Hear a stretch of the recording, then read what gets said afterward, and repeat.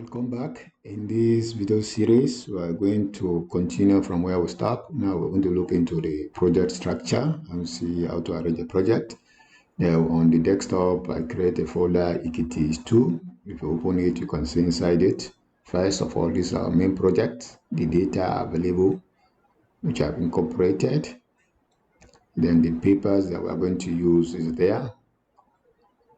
And some of the other text files. Then here we'll first create one, which we'll call the Google Art. Some of our project will be here. Then from there, we now go to the other one, which we call the shape files. Then from there, we write aeromagnetic.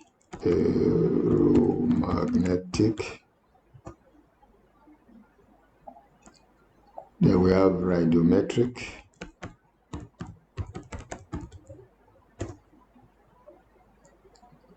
Then from there we have DM.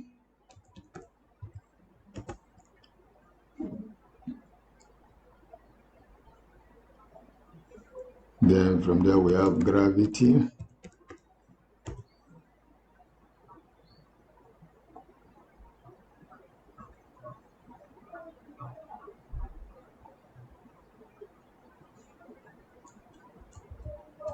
Polygons files. Polygon files are going to be here. Then we have so far project.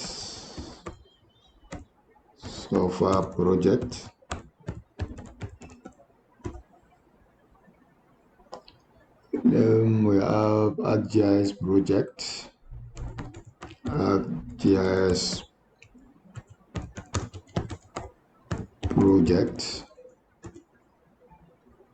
So along the way, we're going to create a folder inside the software project, shapefile, radiometric, polygons, papers.